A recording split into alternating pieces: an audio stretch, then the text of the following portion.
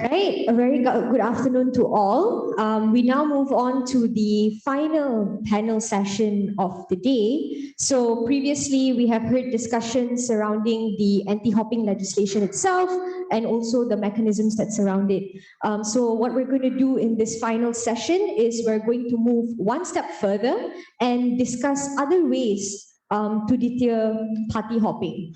So I would like to invite the first panelist of today, Philip Kaur. Philip is the senior partner at Ma Kamaria and Philip Kaur and brings to the firm over 40 years of expertise in three worlds: the academic, the professional, and industry.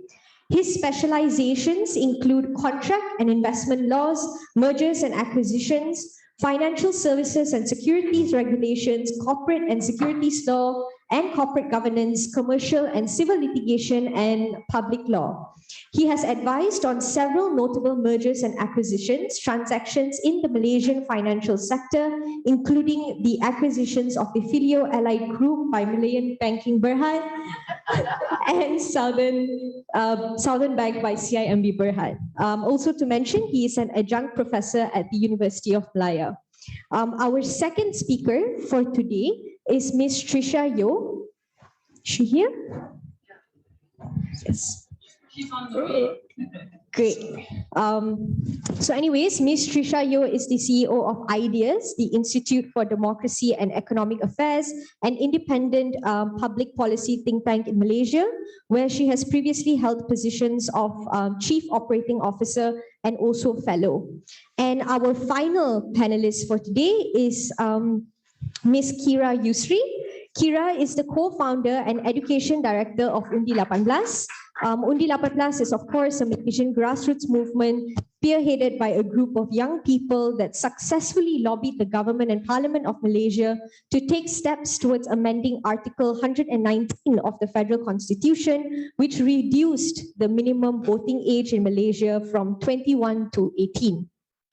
So how the discussion is going to work today is we're going to start the first session discussing on ending selective prosecution when it comes to anti-hopping laws in Malaysia and when it comes to politicians.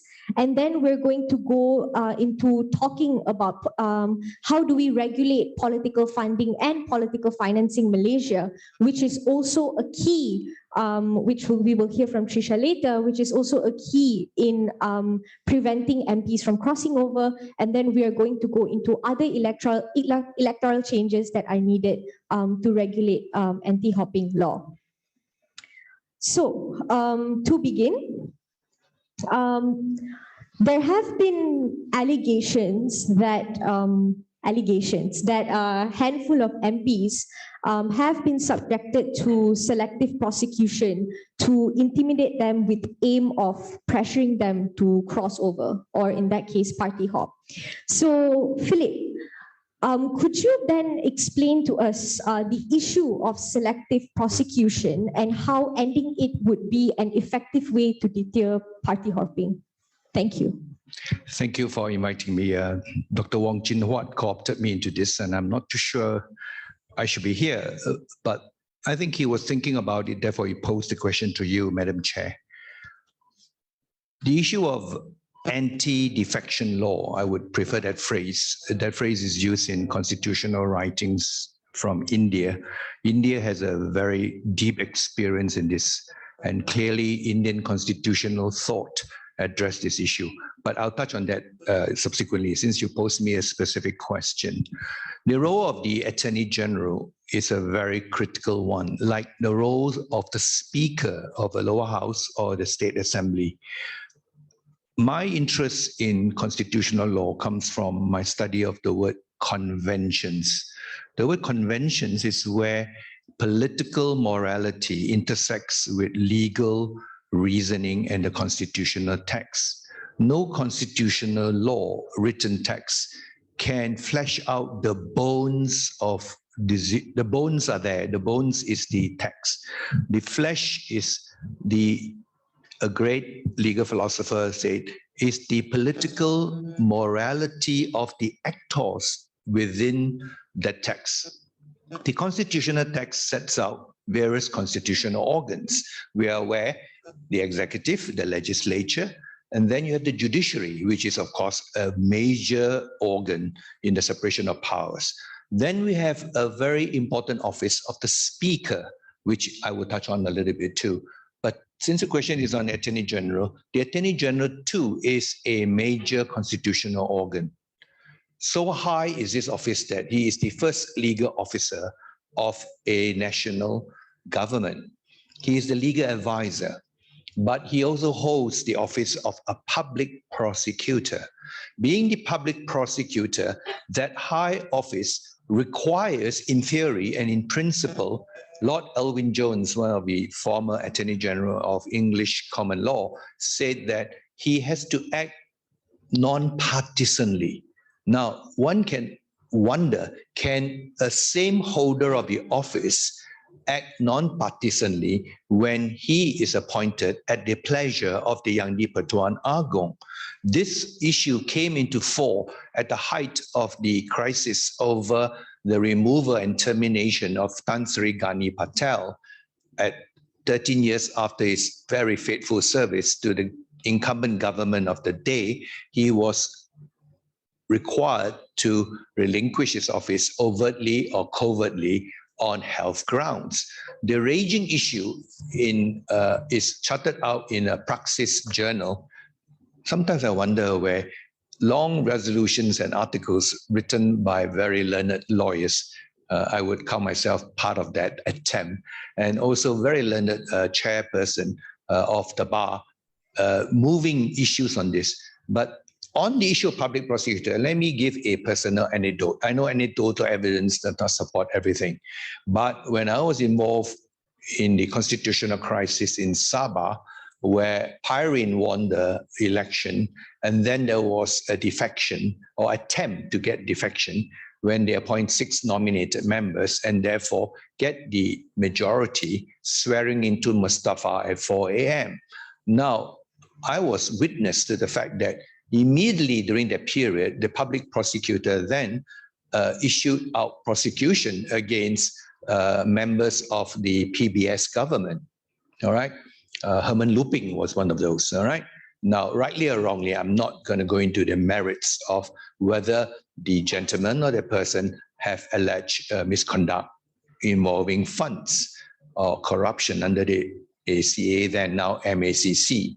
So what you have is the troubling fact that the public prosecutor discharging his office is perceived to be weaponized against a member, either state government or federal, in the event they do not realign themselves with the government that may be coming in due to the collapsing of a coalition government. So even way back, that small anecdotal memory of mine tells me that, yes, the office of the public prosecutor is one such office that we need to examine. And therefore, there was a big discussion, I know, but it never came into fruition, even during my good friend Tan Sri Tommy Thomas' time. Maybe he's too occupied with too many issues to split the office, all right? There is always a desire that we should split the office so that the public prosecutor office is not vested in one human being. There should be 2 persons, albeit in England, there is a Crown Prosecutor and the Attorney General. Attorney General is a political animal. At one point in Malaysian history, we have Ali, Tan Sri Ali, that individual, who actually knew that he was not a public prosecutor. He allowed Saleh Abbas to actually run the public prosecution office. Now I'm going too deep into this issue because of the question. Yes, one of the issues would clearly be, are the laws of this country administered non-partisanly so that the phrase selective prosecution, I know, can be used, because the discretion of the Attorney General has always been respected by the court and held to be inviolate and not reviewable. Only recently there was one exception, which is not applicable in this case, all right, over the former director of the AIAC, that the federal court was willing to review the discretion. I think that there is a sense of reticence from the courts to review the discretion of the Attorney General. Clearly, there are accusations like that, not just in Malaysia. We must not think that Malaysia is such a bad country that we are only doing that. I always tell my American friends, William Barr withdrew even at sentencing. All right, there was held to be guilty, withdrew a charge so that a Republican Party member is rescued from being sent to jail by Donald Trump government. But I'm not here to accuse the other government either. We are Malaysians. We are here to discuss what are the offices that we should look at to look at anti-defection law. Now, I was just reading up the Indian constitution. It's very interesting indeed. In India, the bane of defection has caused such grief. And even when we reread Nordin Saleh's case, which my learned friend Amir Hamza, which is a better expert than me on this, we begin to see, and I know YB Gobin has talked about that the Penang case is making its way to the federal court. It may well be revisited. In fact, many academicians in this area, I count Professor Dr. Kevin Tan from NUS, who held that Nordin Saleh is wrongly decided. Now, I'm talking to lawyers, I know, but there's a wider stakeholder out there. When you read Nordin Saleh's case, actually very interesting when I reread it recently with a bit of naivety. It's always good to read something naively, right? Not have some presupposition. You find that the judges there are like struggling to find Indian authorities that might support their position. And certainly there are champions of freedom of association, wrongly applied in this case with respect to the learned judges there. And they choose decisions of the Indian courts that supported their line when it suits them. Now, here is no discourtesy to the judges. They could, in judicial conscience, felt that this high principle of Article 10 is so high.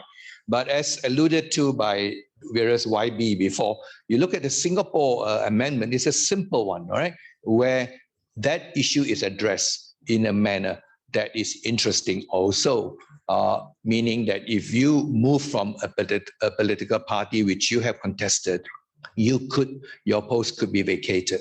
India went through a very interesting process for the last 10, 12 years. But the end result of that, if I may add my comments and maybe make way for others to comment then later and come back to it again, laws can be changed. The constitution can be amended, but the human agency, if I may use that phrase, political actors, whether a speaker that is politically aligned, and we all have issues of that too, even though the current speaker is a friend of mine, and so was the former speaker, let's put the office, not necessarily the individual. The office is perceived to be highly politicized. During the Nizar Zamri's case, Savakumar, all right, is clearly a DAP nominee, all right? And the story and the narrative of Nizar Zamri's case play out its drama also, all right? This goes back to Stephen Kaloningkan, to Pyrin's case, and for a constitutional lawyer, the Nizar Zamri's case, which I also got involved in the federal court with Amir, all right? And it was interesting for me there. Also, the collapse of a coalition government and the role of the speaker, all right? Now, inexorably, any laws that you amend, no matter how you tweak it, no matter how, there's no perfect law that can address all the ethical conundrums or political ethical contestation ever. One can only say, perhaps, what Dr. Wong Chin Huat has so ably put, let's do it and let's see whether the political actors, whether in federal or state level, are willing to abide by those conventions now articulated in the literal text in the amendment. In India, when they try to do that, they vest a lot of power on the speaker to assess the factual substratum of whether a defection has occurred due to allegations of misconduct, all right, corruption, bribery, and maybe the issues of promise of ministership or holding office of profit. Now, that's another interesting provision.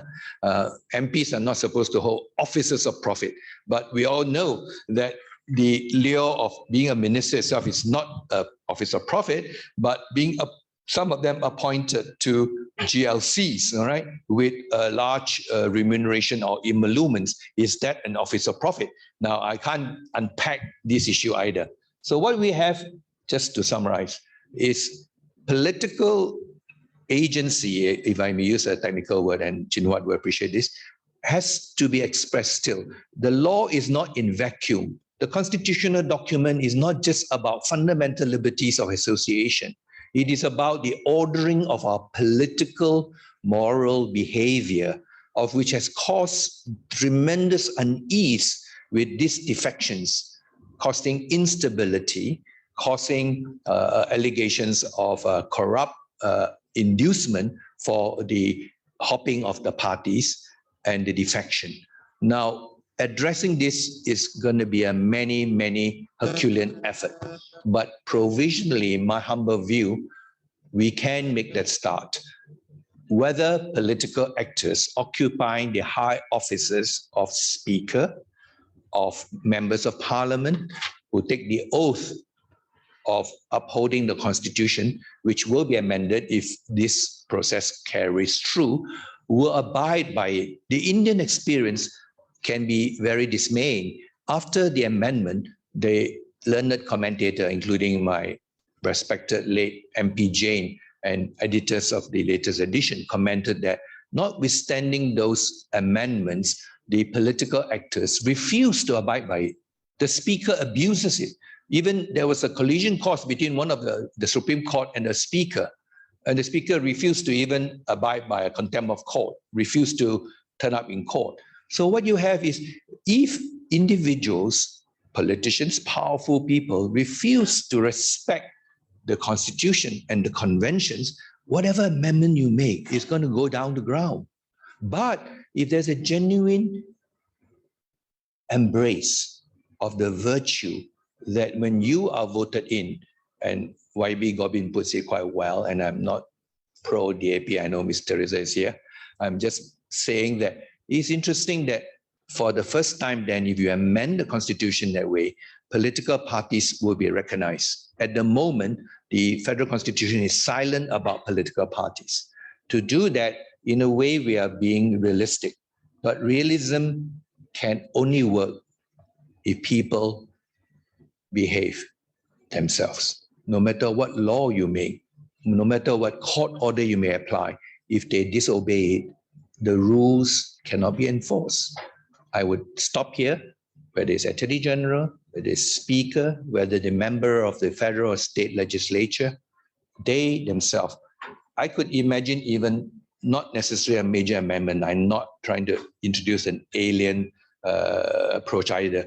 If all the members of Parliament embrace a charter of ethics of conduct and say that this is how we will order ourselves, in the event we declare ourselves independent and align ourselves to a party, we will relinquish our office and go for a recall, all right? The point made by Thomas.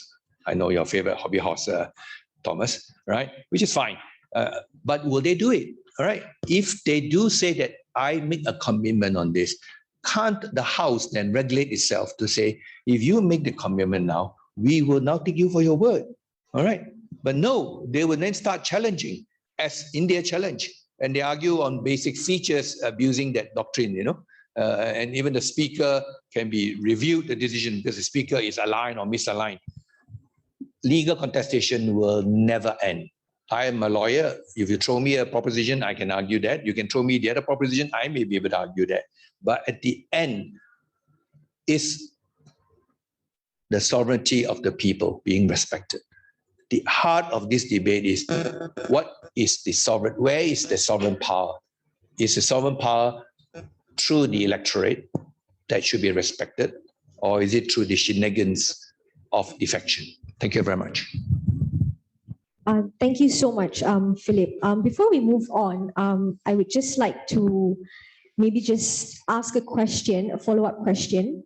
Philip, you mentioned that the AG generally has to be non-partisan, and considering that, you know, in our government, the AG is generally elected by the executive,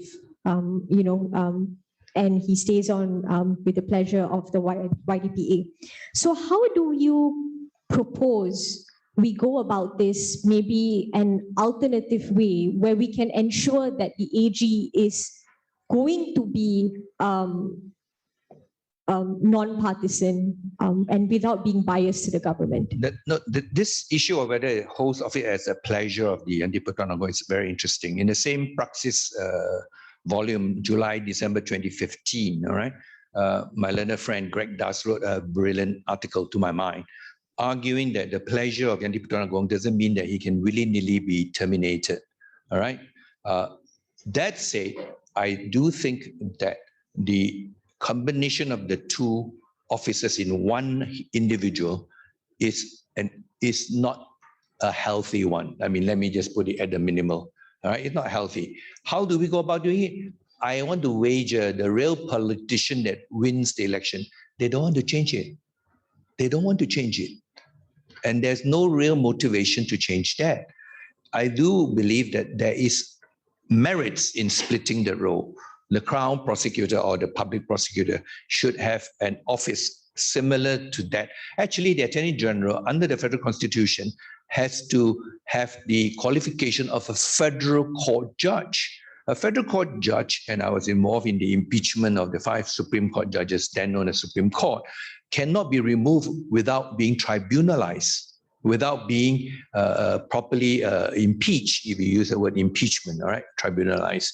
So the Attorney General, to my mind, in a reading of the fact that he is equivalent in the federal court, should not just hold office at the pleasure. The phrase pleasure doesn't mean that willy-nilly the Anti-Pertuan Agong, at the advice of the executive, which is the Prime Minister, can be dismissed. This is where we have all these issues about the moment Mahathir came into power, Apandi has to step down, all right? And the moment Muhyiddin's government fell, Tommy Thomas decided to resign. Now, and also the speaker, of course, I mean, that's another story. But again, this is how the politics seems to have taken over respect for the office. And I'm not trying to be personal about any one of the individuals that held the office, all right? It's the office. The office now seems to be a political football, all right? Both the speaker, which is very important for anti-hopping, all right? If any amendment, at the end, the speaker has to make some decision and ruling, all right, whether or not that person should be expelled or has to resign. There must be some sort of ruling, all right? Or if you craft it in such a way, it's just going to happen ipso facto. Perhaps it's possible. I don't rule it out, all right? I have not gone into the miniature of the amendment. So a short answer to your to the question, I think it may be right to split the office, but I doubt it. I doubt that it will happen. I am a realist in my analysis. I'm an idealist in my yearning, all right? But the realist in me says it won't happen because any prime minister would want the public prosecutor to be accountable to his office. And the threat that at the pleasure of the Anti-Pertuan Agong means if I advise the Anti-Pertuan Agong, you are now history, all right, has become almost a norm because of Gani Patel dismissal, and then Apandi has to resign, regardless of the merits and demerits of the personality holding the office. I try to analyze things through the office, all right? We have our views about the concrete issues, but we need to keep a clear mind. So we split the office. That's the idealistic yearning of me. The realistic analyst says it probably won't happen in my lifetime. Thank you so much, Philip. Another aspect of deterring party hopping, which was brought up by Maha earlier as well, is the issue surrounding political financing and also equal constituency development funds. So the nature of political financing in Malaysia definitely raises a lot of questions. And oftentimes we hear politicians being offered monetary benefits in return for their loyalty or allegiance to a party different from theirs. And this also applies to independent candidates most of the time. So I would like to invite Tricia to speak on the issue of political financing and also the equal constituency development funds. Tricia? All right, thank you very much, Simraat. Thank you to the Bar Council and Bersama for inviting me in this very, it's nice to have a physical forum after a long time of doing this behind screens.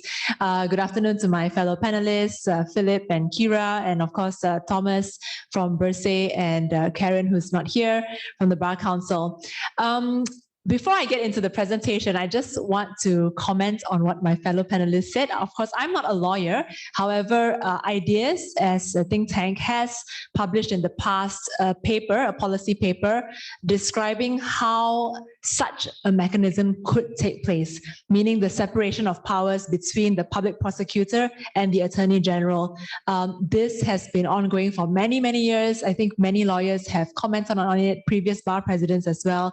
But the interesting thing is that as a result of our paper, we also suggested some other ways that we could achieve some independence without the clear separation of powers. And so if you're interested, please go to our website to see that. Today, however, I am tasked with the responsibility of speaking on something very different. So today, you have all heard about anti-hopping law. And I would like to venture to say that one of the very fundamental reasons that individual politicians change or choose to switch parties, and this will be covered in the presentation, one of the reasons is to do with money. Why do individual politicians change to another party, perhaps that is in alignment with a different coalition? A lot of it has to do with how much money the individual politician within that party is going to get for the development of their constituents. So today I'm actually talking about constituency development funding, very specifically, or CDFs. It's something that Ideas and Bersama actually have been working together on. We've published a paper on this also on our website. If I can get someone to put this on the full screen, actually, because it doesn't look like it's on the full screen at the moment. Yeah, but it's not on the full screen, if you can help. You need to put it on the full screen. Thanks. Okay, before I get into the slides, then maybe if there's a little bit of time, there's two aspects of this. So when you hear of constituency development funding, it's one side of the coin. The other side of the coin is actually political financing. What is the difference between these two things? So what I'm going to talk about today is CDFs, which comes from the government directly to the individual politician. Okay, so that's what I'm going to be speaking about today. But the other thing, which is also very important, I didn't develop slides on that today, is political financing, which Ideas is also championing in a big way with some of our other CSO friends. The difference for political financing is that political financing has got to do with the party. We don't in Malaysia currently have any laws regarding political financing. We are proposing that such a law is going to take place. But right now, there isn't official public funding that goes to the parties. There is public funding that goes to the individual politicians. So that's what I'm going to be speaking about. Okay, thank you very much for your help. Okay, so what is CDF? Constituency development funds are basically central development funds that are distributed to constituencies to support grassroots level projects. And this funding right now, so this is the current system, is typically distributed to and spent through the political representative's office, so MPs and Aduns. If you have an MP or an Adun, that MP or an Adun will get money that is based on their constituency to do all kinds of different things. And I'll talk about that. So I think some of the questions would be, what is the impact of the current CDF arrangements on our political landscape, since we're talking in the context of anti-hopping law today? And how can these stronger CDF regulations discourage party hopping? So it looks a bit complicated, but it's actually not really complicated. You can see it's a very top-down disbursement method. And you have federal level. So the federal level, the money comes out from a federal budget. So it's difficult to actually, mine for this sort of data, but it is there. It's there in the special allocation to the Prime Minister, or Project Khas and Project Mesra Rakyat. And I'll go through the federal one first. And what is the intention of these funds? The purposes would be for all sorts of things. So imagine if that you yourself as a voter, as a constituent voter, and this happens a lot, both in the urban and rural areas. Yeah. So you would request for your MP, for example, to do things like construction, renovation, maintenance of small basic infrastructure, purchase and installation of furniture, even small things, right? Fittings, tools in public facilities, purchasing musical instruments for cultural or art associations. You also have opportunity to use this money for emergency assistance and these purchase of furniture and so on. So that happens at the federal level. At the state level, the same thing happens, but this time it goes through the office of the Menteri Besar, the Chief Minister, and the State Secretary, and it is disbursed via the Economic Planning Unit. And in Sabah, it's called something else, a Unit Pemimpin Pembangunan Masyarakat, and it goes down for purposes of service center operations, building, maintaining, a lot of these things. We in the urban settings may not be very familiar with maybe making these kinds of requests to your MPs and Aduns, but I think we have, for example, YB Teresa caught here today, and hopefully some of the other MPs who will listen to the recording later. The MPs and Aduns actually depend quite heavily on this sort of funding because it supports them in their work. It supports them when the local people make such requests. Okay, now I'm going to talk about some of the problems of CDF allocation in Malaysia, and then I'll link it back to why I'm talking about this in a conference on anti-hopping law. So I think the first thing is that there's just a lack of clear information in budget documents. Maybe you have some researchers, very nerdy researchers, such as those in Ideas, who will mine through this data, documents after documents, right? But for a large majority of people, it's very difficult to track the amount of allocations that has been distributed to the MPs and Aduns. So the first thing would be the lack of transparency. I think Selangor state government is the only one that provides some information, but every other state is actually very opaque, including Penang. So it's very difficult to obtain the total allocation for MPs, allocation and Aduns when the budget is proposed. So the second main thing, and this is something that you would have heard, is unfair distribution. So the allocation to each MP through Project Khas is not equal, and there's no basis for this. It's very unclear, and there's also a difference among the different states.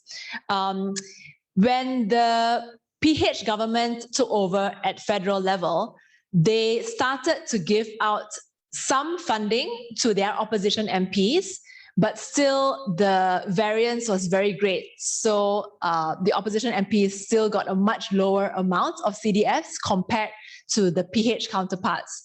And this is the case across the country with some exceptions. So the exception right now is the state government of Perak, which is very interesting. If you recall, the state government, there was a change in the Menteri Besar and the change in the Exco. And one of the conditions of that change was that there should be equitable CDFs given to all of the Aduns within the state government. That is unprecedented, but it also showed that in situations when parties are weak, this is a potential carrot that can be given out to all Aduns alike to achieve some kind of stability. So what we're trying to say is that equal or equitable CDFs can be a tool to achieve political stability in the system. So achieving a stable political party system. Okay, and then the third current problem is that there's a high level of executive discretion. MPs basically receive different allocations under different administrations. So as I said, BN MPs receive more allocation than PH and PN MPs under the BN regime. So it is very typical that whichever government is in place, they're going to give less allocation to their opposition counterparts, right? So, okay, before I get there, I just want to talk about the MOU. So we all know that there was an MOU signed between the government and the opposition, which lasts up to July. And this MOU did talk about equal CDFs. However, there's a problem there as well, because once the MOU lapses, that's going to be the end of it. There's no assurances that the new, whatever new arrangement there is to be will allocate this equal or equitable, as we call it, CDFs. It really needs to be institutionalized in the long term, legislated for, so that it is incorporated into, the very body of the law. Okay, now I get to the interesting part about why this is being brought up. So I think people party hop for different reasons, and I think all of this was covered in the rest of the conference today. Some people might hop for personal gain for certain horse trading issues, outright cash, as has been reported in the past. They could switch parties because of political appointments, that they are promised certain positions in the cabinet, statutory bodies, GLCs. There are also opportunities to benefit from certain patronage. And then the one on the right, ideological realignment. Okay, this doesn't really happen in Malaysia, but let's put it there, just for the benefit of the doubt, that yes, you have a divergent campaign platform and political agenda. Parties may be more socialist, more liberal, and therefore, okay, I no longer believe or subscribe to that party's ideology. But the big middle portion, which I would like to argue, and we believe strongly, is that it's for political gain, right? So they switch because there's incumbent advantages. And we know that in Malaysia, in a country like Malaysia, incumbents always win. Incumbents have a huge advantage. And there's more resources to serve your constituency, opportunities to provide patronage. And we know in a political system like Malaysia, let's face it, right? Like patronage is the order of the day, as in many Southeast Asian countries. So this is where we really believe that this dual, mechanism of having a CDF institutionalized legally, as well as political funding, or rather public funding mechanism, such regulations can stabilize the party hopping or the unstable system. Okay, CDF as a political tool currently. Now, CDF is something that you don't really hear very much about. I think, and we think, that it should really be present of mind in the narrative of party hopping, because what happens now is that there's a high level of executive discretion and a lack of transparency, right, which enables CDFs to be used for political leverage. I remember one of these interviews that was done, I think, just before or after the Sabah state election. And it was very clear that many of the Aduns switched, some of them actually said this explicitly, because they wanted to get their CDFs. They wanted to be aligned with the correct coalition to get their CDFs. If not, they can't serve their constituencies, right? So let's face it, it is used as a political tool. So it's pork barrel spending, patronage politics. The MP's oversight and legislative roles are eroded because this support can be bought over by increased allocations and enticement to align with the ruling party as well. So what it does is that it's a distortion of political competition, where MPs and Aduns switch allegiance to the ruling party to gain incumbent advantage of access to resources. So that is the main point that we're trying to make here. The current structure is that it's very top heavy. So it goes down to, it does go down eventually to the MP or the Adun. However, it goes through an office. So in the case of the federal government, it goes through what's called the ICU, the Implementation and Coordination Unit at the Prime Minister's Department. And at the state level, it goes through the UPEN, or the Pejabat, then to the Pejabat Daerah. So the main thing is that there is a single implementing agency that has oversight of the total distribution. But the MP and the Adun have direct responsibility for this CDF. Okay, there are some, actually, let me talk about the recommendations. These are short-term first, and then I'll go back to the long-term, because I don't want to, the long-term solution sometimes gets a lot of disagreement. So let me talk about the recommendations currently first. So the current recommendation is very, very clear that we need clear fiscal rules. So we need to establish an allocation formula and make it public. What is the formula that you're giving the money to the MPs and the Adjuns? Is it by the number of voters in the constituency? It should not be by party, right?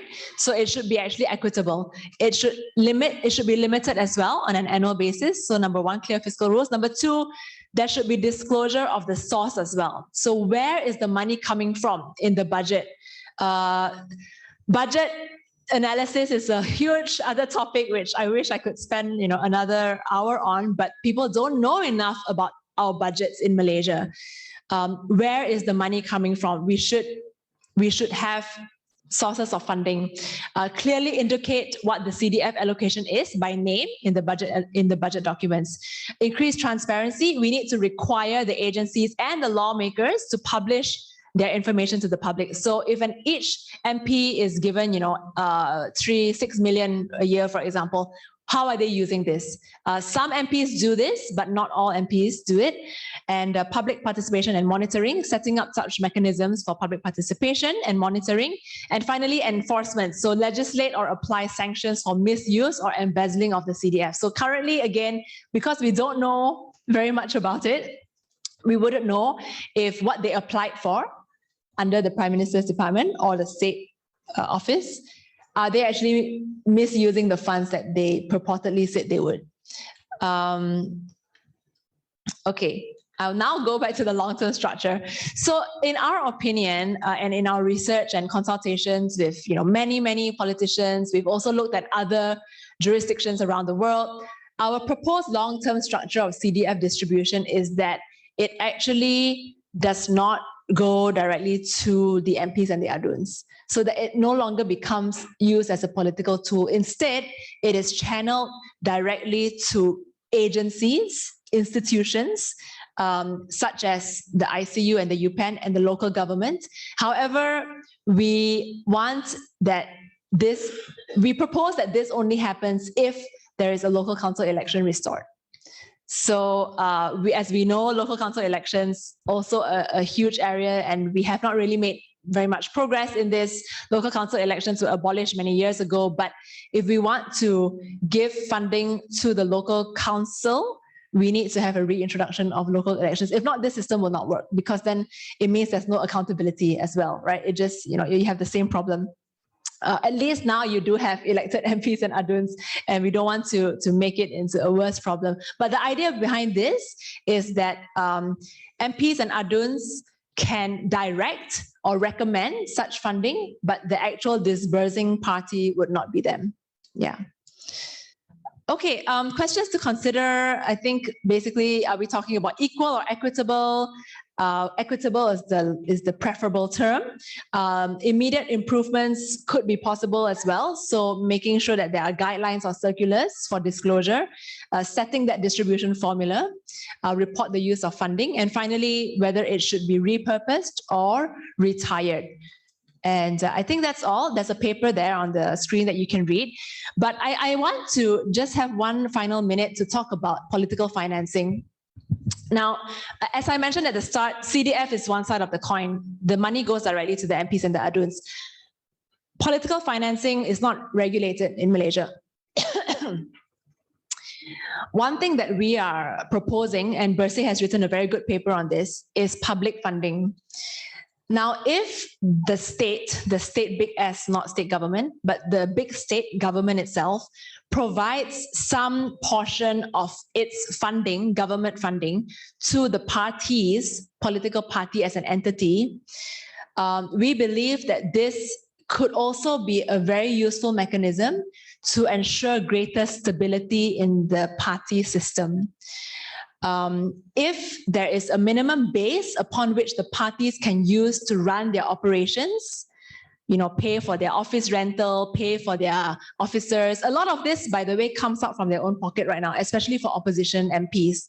So if there's a minimum base of public funding that's provided to the parties, we think that this could also reduce the pressure on parties to raise funding on their own, get into potentially compromised relationships with the private sector, which does happen, and also reduce the likelihood of party hopping. So while today's conference is on an anti-hopping law, I think we also need to think beyond the hopping itself, and we need to really think about why is it that politicians are switching parties? What lies at the root cause of it?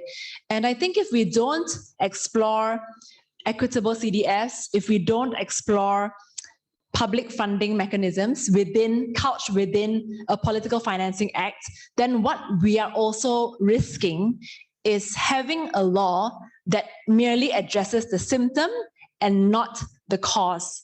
That's my presentation for your deliberation today. Thank you very much. All right, thank you so much, Tricia. Without further ado, we would now proceed with Qyira, who will be presenting on other electoral changes that must happen to deter party hopping. Hi, thank you for inviting me. I think first of all, I must caveat, I'm not a lawyer, nor am I an established think tanker like Tricia. Undi 18 is primarily an advocacy and pressure group. And I think being 100% youth group, we try our best to simplify sometimes challenging concepts to the public, especially to young people and teenagers. And I think, being involved in the CSO scene has exposed us a lot into when we want to advocate to the public on reforms, there's actually so many gaps that are there that makes it so hard for people to, and there are many reasons why people don't care about reforms, right? And one of it is that it's a very complicated idea for people to understand. So even when we talk about alternative electoral systems, even telling young people that we have this system called first past the post is a very eye-opening concept to many of them. Like, oh, you mean there are alternative ways to vote in our elected reps? And I think before, I'm sure I'm speaking to an audience of lawyers and CSO people. I think every one of us is aware of the different, you have party list system, you have proportional representation, all that. But I think personally for me, the fundamental aspect when it comes to party hopping that I think maybe my amazing panelists didn't really cover is that how do we actually get the rakyat to hold the MPs accountable? Because fundamentally, I think again, many reasons why politicians party hop or switch allegiances. But oftentimes, I think, especially in the Malaysian context, how often do they take into account their voters' considerations when they switch allegiances? I think, and when you have, looking at Malaysia in the past 2 years, you have, yes, the MOU, which brings CDF to the opposition members, but only opposition members who signed the MOU will receive the CDF, right? MPs from Warisan, Pejuang, Muda, and Independent Bebas MPs do not get CDF, and they're often we know they're often being asked to either commit to one coalition or the other, when you shouldn't have. It's not fair to pressure them to join certain coalitions just because they need funding for their kawasan and so on. So for me, I think there have been many conversations and consultations have been done to see what other alternative forms. And I do agree for the near future, a legislative reform needs to happen. The mechanism, I think, has been debated all day since morning, so I won't add to that. But I think if you talk about alternative electoral system, I think the party list system is something that many NGOs have and groups have also put forward to sort of like have an alternative if we don't have anti-hopping law, if we don't want to have a recall election.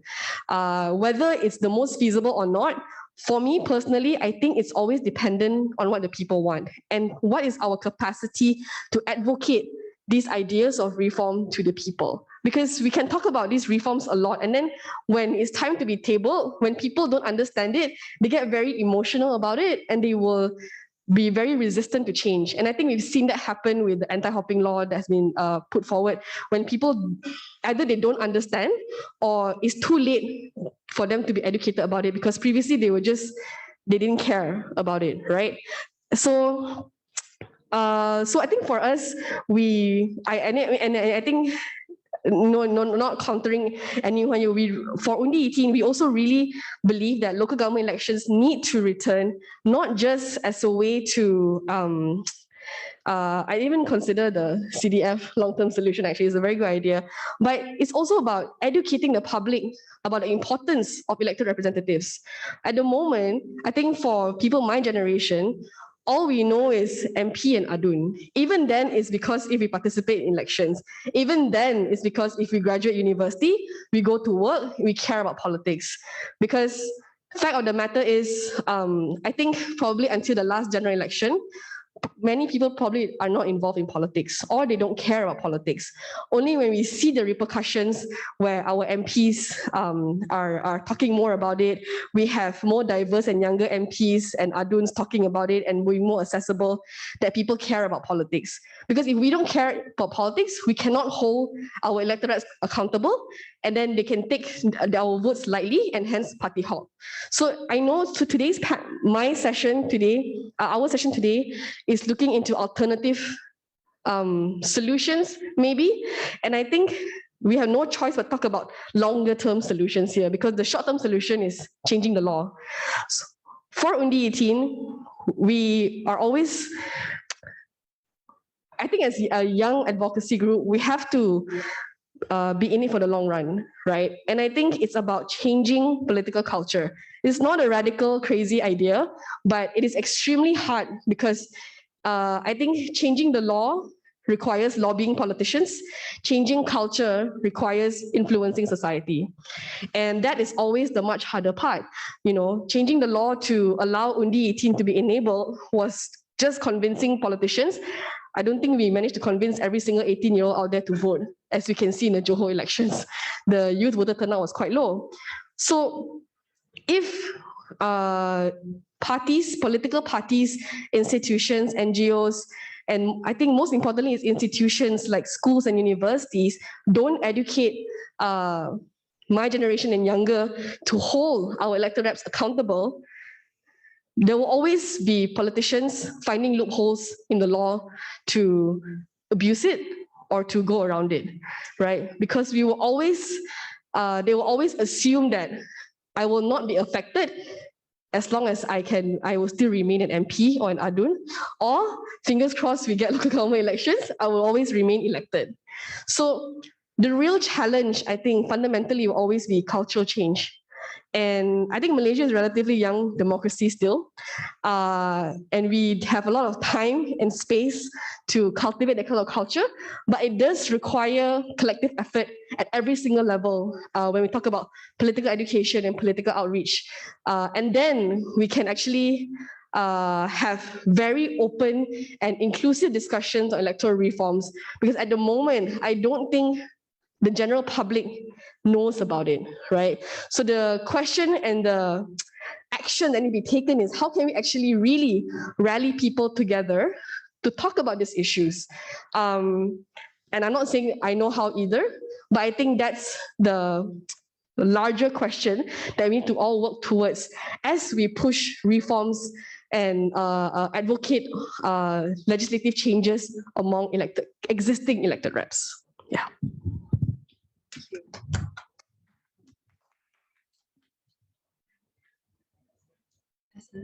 Mic test. All right. Thank you so much, Qyira, for that presentation. Before we move on to questions from the audience, Tricia, I would like to ask you a question. So generally, when we talk about political financing, I think oftentimes literature suggests that there is a link between politics and business. There is that link. So considering that certain times that these businesses have been investing in political parties, and it is definitely difficult for then these parties to, or these businesses to divest their ownership for the sake of doing the moral thing, right? So this might actually be one of the biggest challenges that we face when trying to regulate political financing. So how do you suggest we overcome these challenges?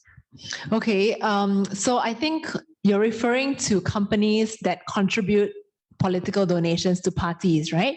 Okay, so I think in Malaysia, businesses do that in order to sort of hedge their bets, and they do that. And I don't have the evidence for this, so I'm speaking anecdotally, with no reference to any particular company in mind.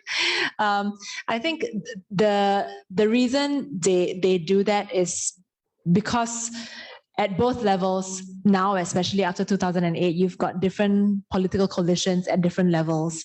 And so they do that because it's difficult for me to say this because we don't have the evidence for this, but I'm just again speaking anecdotally, yeah, where especially at the local and state government levels, a lot of licenses are awarded at those levels. Licenses are awarded for all kinds of reasons, right? To construct certain buildings, to run a business, to run, you know, your kedai runcits, if you are familiar with any of those spaces. I mean, all of those need licenses to operate. And sometimes, more often than not, some of these applications for all kinds of licenses, whether it's you know, your health and safety, your fire, your, you know, you have to go to all the different jabatans to get this approved. Sometimes the expectation is that these approvals are sped up. So I can't speak on behalf of these companies that do provide donations, but I think this is something that has been inherent within our political system, practiced by whichever coalition. Now, is that a bad thing? I think what we are trying to champion in the work we're doing in political financing is to champion the principle of transparency. So if those donations are being given, and it might be conscionable to do so as well, right? Because they believe in a certain party and the ability for that party to uphold their principles of, you know, whichever democracy, integrity. They can do so, but as long as these are disclosed. So the expectation is therefore that transparent disclosure would allow for a more accountable system. Now, the problem though, in Malaysia, is that companies in the past have also been wrongfully targeted as a result of having such disclosures made known, such donations made known. This has happened in the past, so this we know has happened, where certain companies who very vocally said, oh, I have donated to a certain party, they were eventually targeted. So how do we avoid that? We are working through that now, but one possible solution to that is that this information is only disclosed to the independent agency or commission tasked with the responsibility of overseeing and regulating this, not for public consumption. Now, this is also dependent on the independence of this institution to ensure that the data is not disclosed publicly. So I think a lot of it ultimately rests on the independence of institutions, right? What is the integrity of the institution to be able to do that regulation and monitoring well? So I answered your question by talking about transparency, by talking about the importance of independent institutions in monitoring that. The other aspect of your question, and I wasn't sure whether you were getting there, but I'm going to jump there anyway, is the ownership of businesses by political parties. So that's like the switch, right? That's the other way around. We know that certain parties in the country do run businesses. So I think it's one thing to raise money by selling merchandise, right? So you sell your t-shirts, your flags, people buy that because, you know, they want to support you. But that's not really a business per se, because that goes directly to the party. It's another thing altogether when they run full-fledged businesses, when they have property, they have big buildings, they are renting out exhibition space and all that. And I think you know which one I'm talking about. What do we do with that kind of practice? We don't have such laws in the country at the moment, but we would like to submit that eventually in the long run, parties should actually not be allowed to do that. because it runs counter to their raison d'etre, right? To their very reason for existence. Why should they be allowed to do that? But I think in the short run, it's very difficult to make those changes. So we are not even going there because we know that it's going to ruffle a lot of feathers. But since we're talking about long run here in this panel, I think that's something we should venture to say. Could I make a comment on that? It's quite interesting, especially the last part. Since we are addressing a predominantly lawyer audience, right? Under the Companies Act, Malaysian Companies Act, it's quite interesting. I remember in my short career, 30, 40 years in giving legal advice, I was approached by companies and say, can we make donation during election time? During election time, some key owners of companies, they try to leave Malaysia because they get phone calls, all right? Then when you look at the Companies Act and here the reality of the normative rules is that actually you can't make donation to a political party because companies, I'm talking about companies incorporated under the Companies Act, you can only do so for patriotic purposes. The word patriotic purposes does not include political parties, right? It doesn't. But the reality is, we all know, all right, anecdotally, and I can't really quote, but we have public listed companies, we have even GLCs during the run-up to election, they are asked to make massive donations to the electoral machinery of political parties, especially the incumbent power holder, all right? And I always find it very dismaying, right? I have no problems if the owner taking the dividends of the company, and then you make the donation on your own personal account. But to take the money of a public listed company, I'm talking about public listed now, a public listed company is to actually, it's in the technical word, ultra-virus. It is ultra-virus the company. But do you think they care? I have anecdotal now, okay. They say that they have to find a way of doing it. They will hide it in some subsidiary. Then we have a failure of gatekeeping. The word gatekeeper is the failure of auditors to pick it up, all right? The failure of lawyers like me who may aid and abet and say, maybe you can do that, put it in some SPV somewhere, all right? And then it's somehow not captured if it's not big enough in the consolidated account.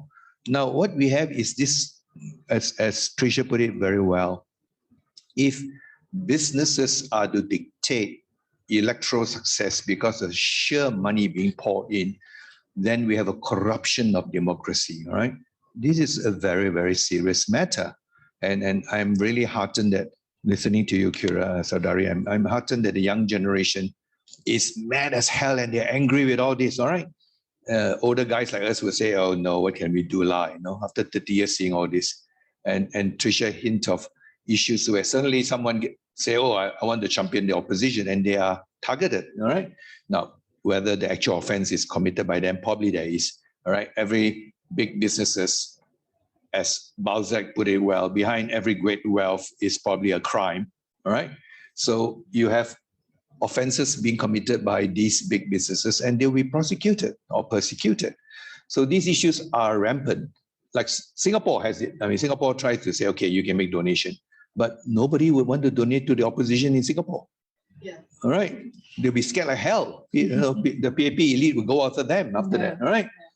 So what we have is this tension, and Tricia put it quite well. While we have normative rules, we have the ideal of this construct. The granular way which Tricia tries, and now I'm responding to both your presentation, granular way where you try to mediate some measure of success in moderating this is really quite heartening. Maybe this is still something we work towards too. We have the ultimate, but we have also the penultimate to deal with, which is to work granularly, like Tricia and his group and other groups like yourself, to not just talk about big atas ideas like some of us do, armchair, we talk about big things. The hard work being done granularly, I think we should really, I'm encouraged listening to both of you all, all right? And I, going back to teach in a university, I would like to encourage a new generation of students and undergraduates to care about these things, to enlarge their, what I call moral imagination, and not just be co-opted by the system, whether it's big business or power.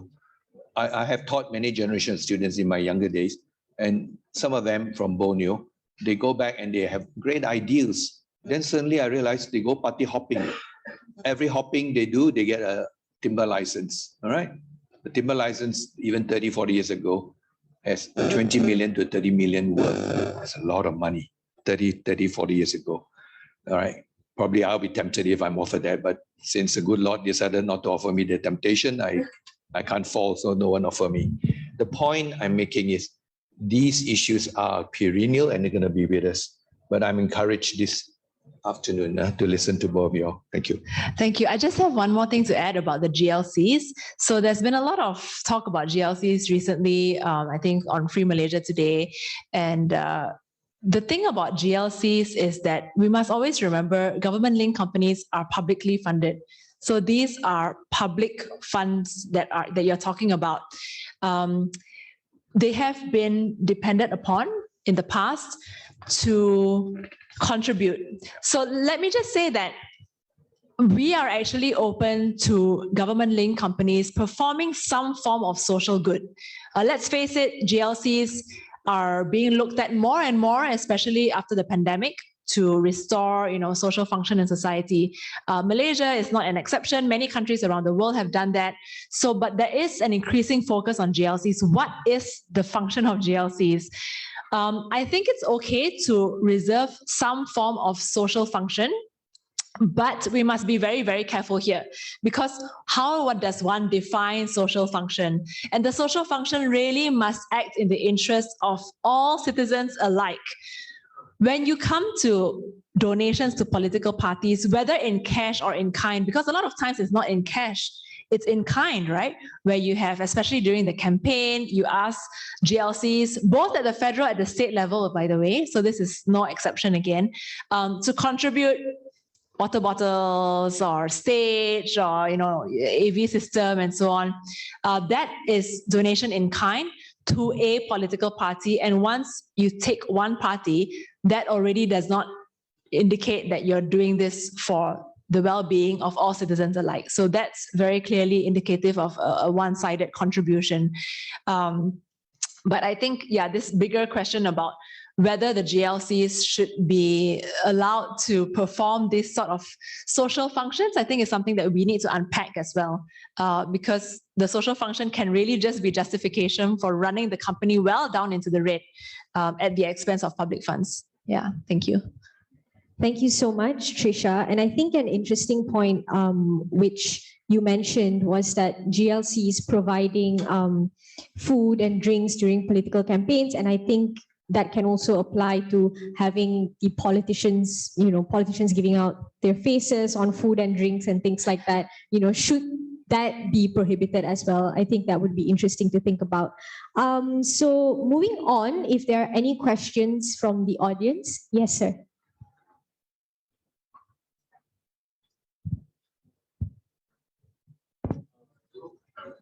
Hello. Yeah, we can hear you. Yeah. Hello. This question is for Qyira, for Undi. Yeah.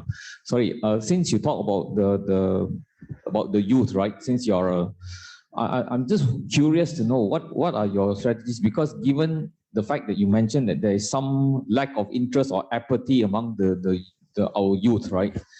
And in light of Undi 18, what are your strategies, if you may share very briefly, to address this problem of lack of interest of youths and apathy of youth in politics, since politics is actually not something that is, politics is not for politicians, but it also affects the people. Yeah. So I'm just curious, actually, on your side. Yeah. Sure. Thanks for the question.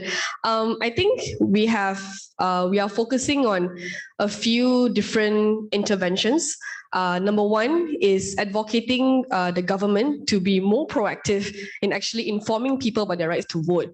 So when I was recently in Johor for the Johor state elections, and I was very shocked that majority of not just the youth, but people in general did not know that they were automatically registered to be voters.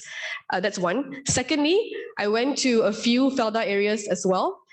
shadowing some candidates, and many of them didn't even know elections was happening. They were like, kenapa semua ahli politik masuk kawasan kita ni? And I was like, oh, election next week. So, pilihan raya minggu depan. They're like, ya ke? I was like, ayo. So, and then, and I think I visited about 7 or 8 constituencies. I think I can see there were less than 5 banners by the Election Commission announcing that there is a PRN in the state. So, I know, I mean, because of Undi 18s, we managed to lobby the parliament and all that, together with support of many NGOs and at that time, the Pakatan Harapan government, that we have access to every single school, every single university, but we don't, right? We're an NGO, and I think many NGOs face similar challenges as well. So it's important to remind the government and the EC that it is their responsibility, first and foremost, to inform the people about their rights. One thing that we've been trying to make a lot of noise about is that if MKN can send texts about vaccines and Keluarga Malaysia's information, why can't they just send a message saying that semak pendaftaran pilihan your information on SPR website? You know, if you can send political messages, why not just inform people about their right to vote? But of course, there are political motivations to not do that. But if enough people demand for it, because it's such a simple solution, you know, again, I sincerely believe that public pressure can really make a difference. So enough people make noise about it, then maybe we can see something. So we're trying to do that. Secondly is through our programs. So we've learned over the past 3 years is that we cannot go to every single school. First of all, as an NGO that sometimes very often seen as fighting the government, we are not allowed to enter schools, and only certain universities would allow us to enter. We rely a lot on engaging grassroots community and young influencers to run our programs. So what I mean by influencers are not just social media influencers, although they're very valuable to engage. But we go to for example, last year, we went to Kelantan, we went to Kota Baru, Kelantan to run a workshop. And we identified young people who are Ketua Pengawas, they are MPP, they run their own football club in Kota Baru, they organize futsal compositions and things like that. So they are local influencers in that way. And what we do is that we train them to become democracy champions. So because they're such an unconventional influencers that, you know, people don't expect them to talk about politics. When they go back to their communities, and we also financially support them to run these programs, we managed to convert a lot of people to be aware about voting, right? And then we talk about values, political ideologies and all that, because we cannot even talk about all of that if they don't even know that they are qualified to vote. So I think we are devising unique interventions of political education, because I've seen how the government does political education. And a lot of their focus is just how to dip your finger in the jar, how to mark an X in the box, which, you know, you don't talk about freedom to assemble, freedom of speech, you don't learn about the constitution, when these are values of democracy that young people should learn, not just how to pangkah, because you can learn how to pangkah at the voting center, right? So we use these methods. It's a bit slow, which is why I think when it comes to transforming society is a long-term game, or long con, you know, trying to scam everyone to love democracy. But it's I think one intervention that we've seen, especially in other countries, especially the US, in how they do get out the vote campaigns. Because as NGOs and civil society, and a lot of us are based in KL and Selangor, it's very hard to do outreach. So another intervention we do is that we empower regional groups. So we've launched campaigns like Undi Sabah, Undi Sarawak, and most recently with Johor, Undi Johor, to work with youth in that state. We provide funding, we provide training, we provide support, right? Connections with the press and things like that, because we have those, but they don't. And then we tell them to run their own thing. So we've seen in some cases it's successful, some cases it's not. It's much harder in Sarawak, for example. A bit easier in Sabah because the NGO scene is a bit more vibrant. In Johor, it's mixed bag because I think it's of the timing. But I think these kinds of interventions is more inclusive, and while maybe a bit slower, it's I think, a lot more sustainable in the long term. Yeah. Thank you so much, Qyira. Are there any questions more from the audience? Any more questions?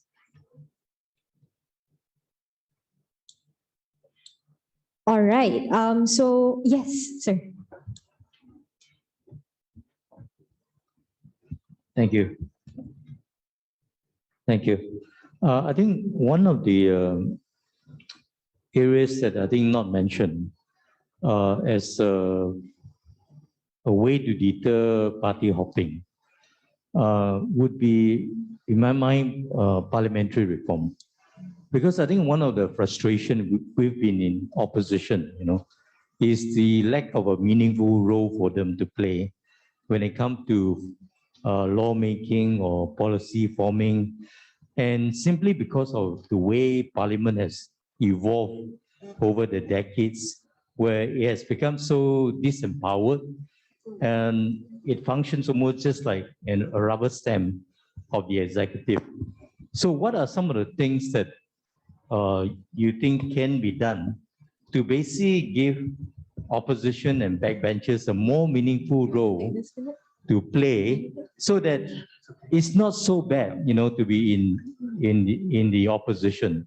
I think the Yang Pertuan Agong in the previous speech, he said that he would like to see a system where the winner doesn't take all and the loser doesn't lose all. Any comment from the panelists? I think I'll do a quick comment and then Tricia can be more granular because she has done some studies.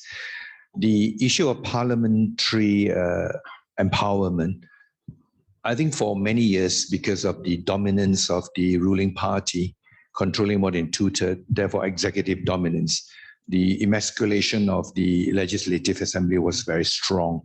But interesting enough, for the last 20 years, there has been this coalition government that is fragile, giving rise to a much more lively parliamentary processes and subcommittees. Clearly, the reform that is needed, as Thomas put it well, need to deal with those issues also. How do we empower the committees and subcommittees, the PAC, to do their job? How do they not get emasculated when in the middle of something they suddenly get promoted to be ministers and therefore the committee is asked to step down?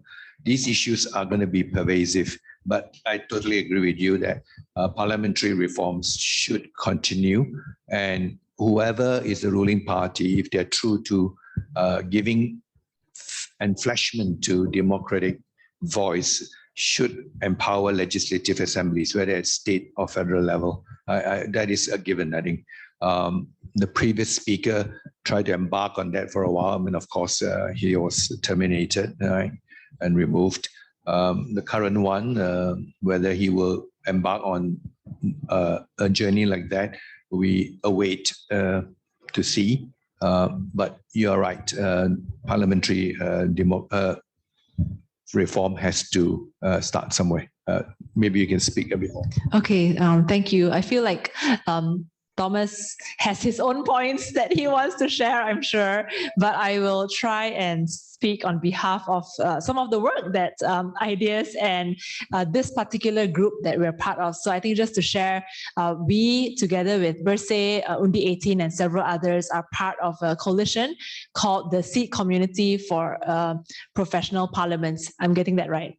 Seat Community for Professional Parliament, because there's actually no group, no single group, I think with the exception of Reform, which is a small one, that works on parliamentary reforms in the country. So we've been trying to stimulate this kind of public discourse. Every time there's an issue that comes up, what kind of aspects can we talk about with regards to strengthening Parliament? So I'll speak about a few.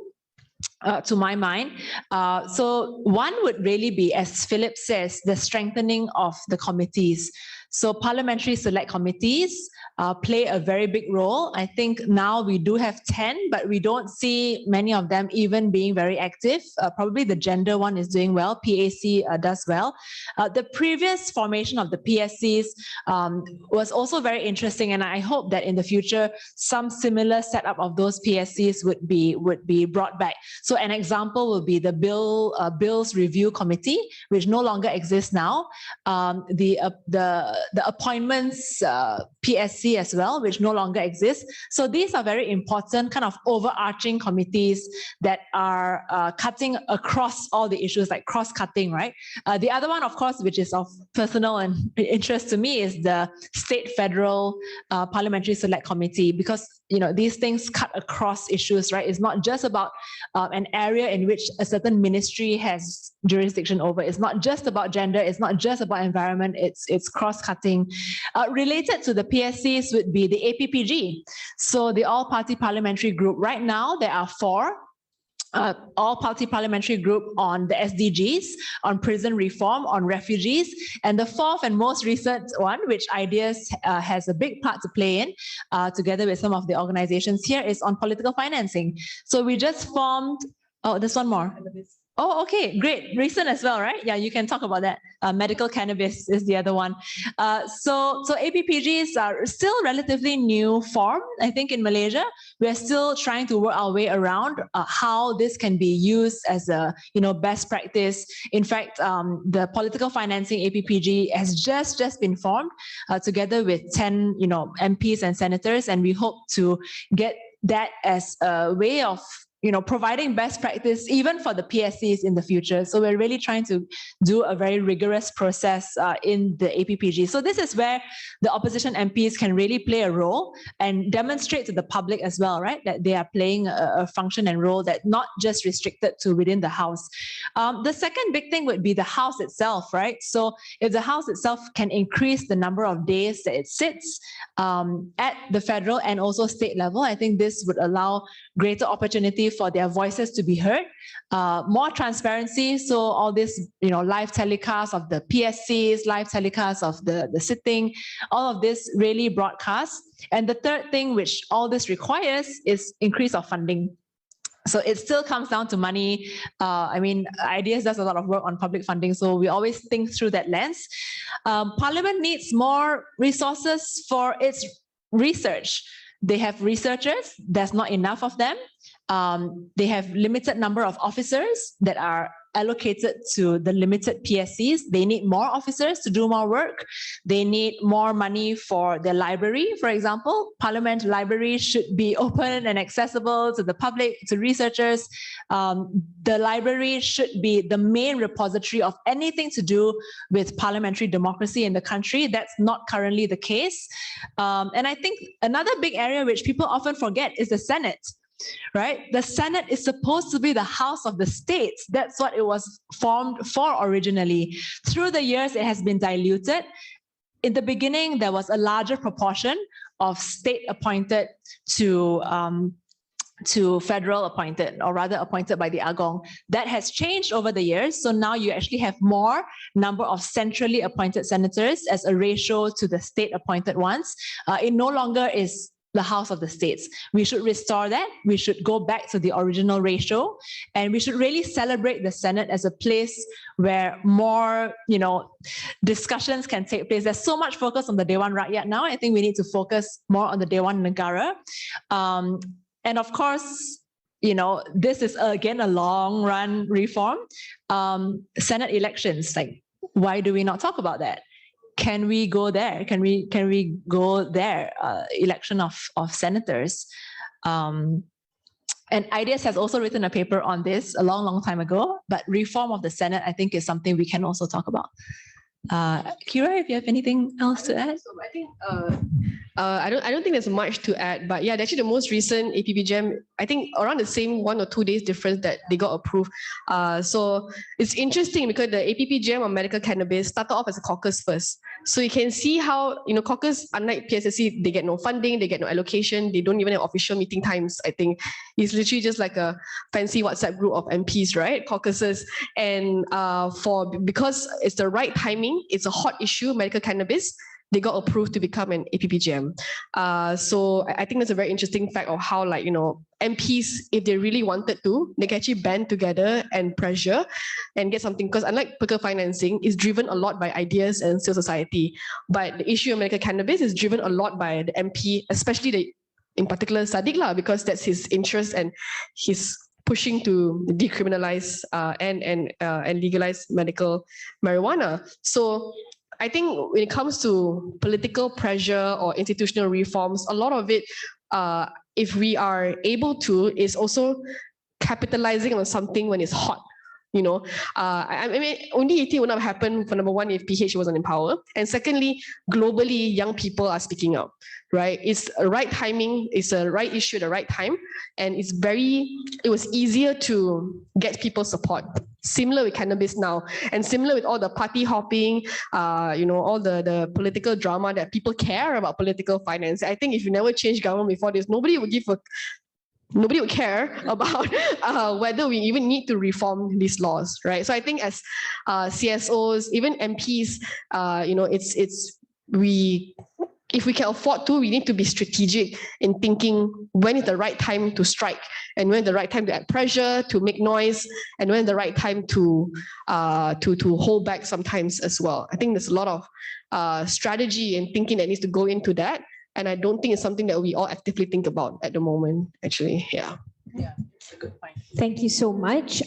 If there are no other questions, I think then we can proceed to the concluding remarks from the speakers. So maybe we can start with Tricia, then Philip, and then Qyira. Okay, well, thank you. I think I'll just summarize my points that while thinking about an anti-party hopping law, we need to also think of parallel reforms and parallel institutionalized regulations and laws that need to be brought in, because we would run the risk of passing a law that only addresses the symptom and not the root of the cause, as I mentioned, among which I really hope to see political financing laws and CDF laws introduced to eventually ensure a more fair and equitable political party system. Also, finally, on the point of parliament, I would like to see a more vibrant parliament in which the real work happens in the committees and not by the executive bringing it to parliament. So I visited parliaments around the world. There's a lot of time spent by the committees going through budgets and research and reports, and it's just so amazing, right? And the Senate as well. So I would love to see that kind of parliament in the future. Thank you. Listening to both these very powerful ladies, totally humbling, all right? For me, who is just looking in a bit of this anti-defection law, as I hear Qyira, especially, I think the heart is the next generation. I mean, into some way, I representing the kind of a generation that went ahead, a bit older than me, just about. I look forward to the fact that the awareness of citizens, all right, unless the citizens themselves become truly aware and become the pressure points for change, the politicians won't change. All right. So to me, education for citizenship awareness of democratic values is critical and really laudable to support the new generation to do this. The older ones will pass on, and we will then pass on the baton. Bersama and Bar will do their part. Constitutional literacy. My late friend R.H. Hickling used to go down to Port Dickson weekend to lecture constitutional literacy to civil servants. But such a course don't exist anymore, all right? The civil servants don't even know that there's a federal constitution. And there are groups that consider it a shirk, all right? That it is, it is wrong because it's liberal, it's democracy. We have a tremendous challenge here where ethno-religious elements are trying to dominate the discourse. The fact that even this is happening today shows that we can have a lively discourse. We can accommodate the elements of race, religion, and rulership within this discourse, while democratic polity should take its place with a new generation. For me, a realist that hopefully would not become a cynic, I'm chastened this afternoon, and I thank my fellow panelists and the organizers for letting me privileged to take part in this. I learned a lot this afternoon. Thank you very much. I think probably our panel is the one that maybe doesn't talk specifically about the law or in the different mechanisms so much, but I think it's very refreshing because it's thinking, I think probably we are the panel that thinks in the very long term, what is possible for Malaysia? What is, maybe we are the idealistic portion of the day, right? And I think, so for me, I think as a conclusion, I want to highlight how there are many ways for people to be involved in politics. And we often just push people to get out to vote because that is seemingly the most simple one, right? I just returned from France, where I was very fortunate to be able to meet young politicians and especially young local councillors and young deputy mayors and mayors. And a lot of them, their journey into politics is very interesting because it's not about, because they were not activists before, they had no family members that were in politics, but because they participated in events like the participatory budget, where local councils engage the people on what do you want in our city. They were so inspired that they can have a voice, they joined politics. If our politicians here take the initiative to engage our citizens, not only when it's election times, it's much easier to build trust among your constituents, so that even if there is a situation where you party hop ke apa, your citizens will understand. Because the problem now that we have with voter apathy and all that is that and why it's so easy to just take people's votes for granted is that we assume that voters don't care. And we may be right. Right? But if we don't ourselves, not ourselves, but if politicians don't take the effort to take our voters seriously because we assume they will never understand, then that cycle will continue in perpetuity, and we will never ever take our voters seriously, no matter if we have anti-hopping law or recall elections, because every legislative solution will just be like, will be treated as, okay, somehow have to find a loophole, somehow have to find a way around it, or like people will not have recall election anyway because they don't care about it. So if we know that people don't care and we don't put any effort to get them to care, I think the fault in the end lies within ourselves. Yeah.